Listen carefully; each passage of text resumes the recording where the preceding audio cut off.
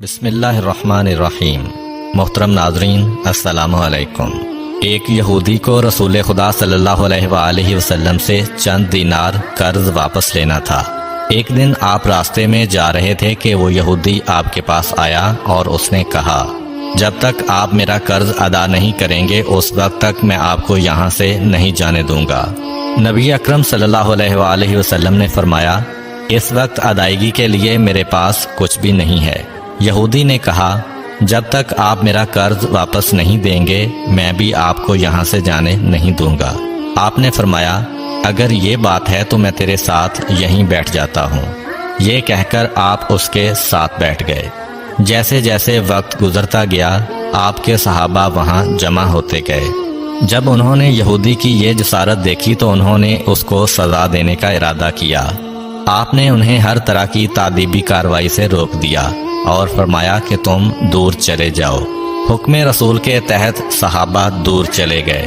سورج لمحہ بلمحہ گرم ہو رہا تھا اور اس کی تپش سے آپ کو اذیت پہنچ رہی تھی، یہاں تک کہ آپ کے چہرہ اطہر سے پسینہ بہنے لگا۔ اس کے باوجود آپ نے کسی طرح کے غصہ کا اظہار نہ کیا اور کوئی سخت جملہ نہ کہا۔ آپ سارا دن وہیں بیٹھے رہے اور ظہر، عصر اور مغرب و عشاء کی نمازیں وہیں پڑھیں۔ پھر رات چھا گئی۔ آپ نے رات بھی وہیں بسر کی اور فجر کی نماز بھی وہیں پڑھی۔ صحابہ یہودی کو ڈرانے دھمکانے لگے۔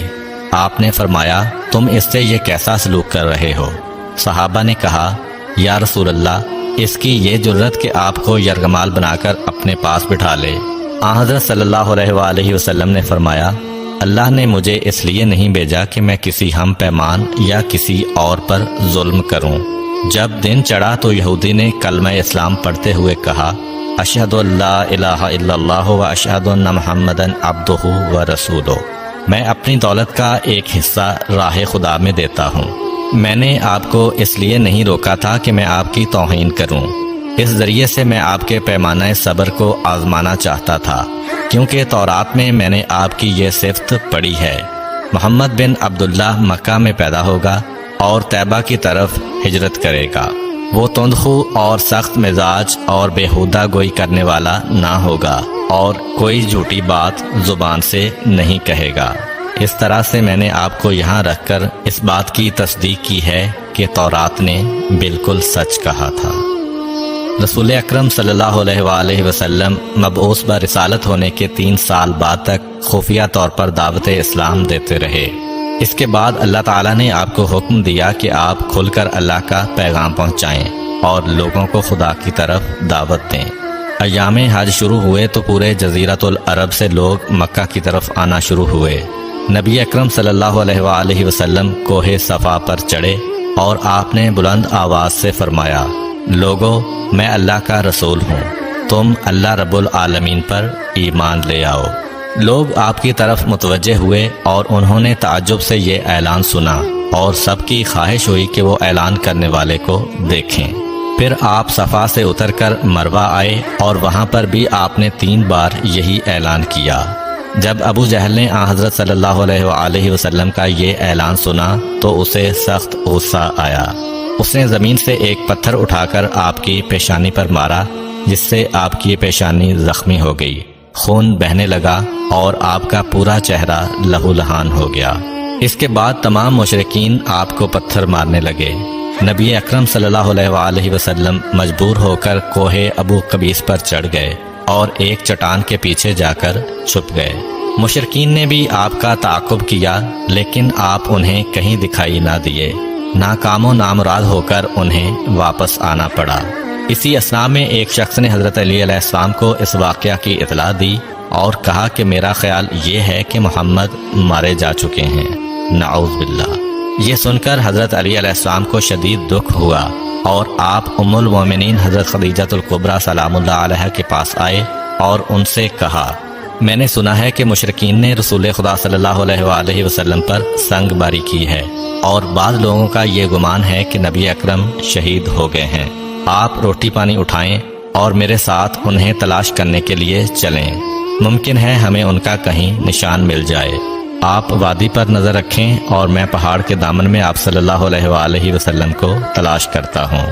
آپ روتے ہوئے آگے بڑھے اور آپ کہہ رہے تھے، یا رسول اللہ، ہمیں جواب دیں، آپ کہاں ہیں؟ میری روح آپ پر قربان، آپ کس وادی میں بھوکے پیاسے ہیں؟ آپ نے مجھے اپنے ساتھ کیوں نہ لیا تھا؟ حضرت خدیجہ رو رو کر فریاد کر رہی تھیں، کوئی ہے جو نبی مصطفیٰ کی مجھے خبر دے؟ کیا کسی نے انہیں دیکھا ہے جو مجھے ان کے متعلق بتلائے؟ اس وقت جبریل امین علیہ السلام رسول خدا صلی اللہ علیہ وآلہ وسلم پر نازل ہوئے۔ ان کے پیچھے ملائکہ کی بہت سی صفیں تھیں۔ انہوں نے حضرت صلی اللہ علیہ وآلہ وسلم سے کہا، خداوند جبار نے ہمیں آپ کے فرمان کی تعمیل کے لیے بھیجا ہے۔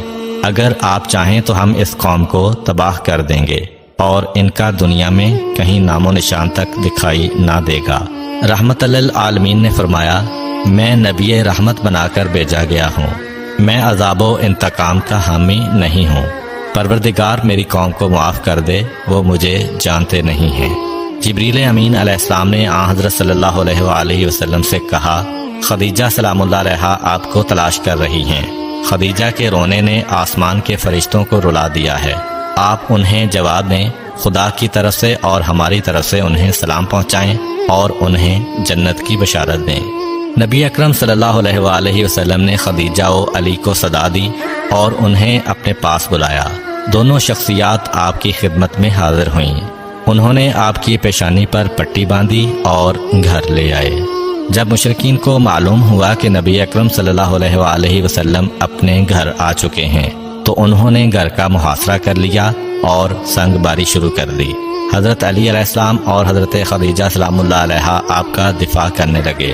جب سنگ باری میں معمولی سا وقفہ ہوا تو حضرت خدیجہ گھر سے نکلیں اور انہوں نے چیخ کر کہا، فرزندان قریش، کیا تم سے حیا رخصت ہو گئی ہے؟ تم اپنے قبیلہ کی معزز اور محترم خاتون کے گھر پر سنگ باری کرنے لگے ہو۔ اگر تمہیں خدا کا خوف نہیں ہے تو دوسرے لوگوں کو اپنے اوپر ہنسنے کا موقع نہ دو اور اپنے لیے ہمیشہ کی ذلت و بدنامی تو نہ خریدو۔ جب مشرکین نے حضرت خدیجہ سلام اللہ علیہ کی گفتگو سنی تو ندامت کے مارے ان کے سر جھک گئے اور وہ شرمندہ ہو کر اپنے گھروں کو چلے گئے۔ نبی اکرم صلی اللہ علیہ وآلہ وسلم نے دعوت اسلام کا آغاز ان روح فرسا واقعات کے ساتھ کیا تھا۔ آپ پر کروڑوں سلام ہوں۔ آپ نے لوگوں کو گمراہی و ضلالت سے بچانے کے لیے قدم قدم پر تکالیف اٹھائیں اور صدمے برداشت کیے۔ امید کرتا ہوں کہ آپ کو آج کی ویڈیو اچھی لگی ہوگی۔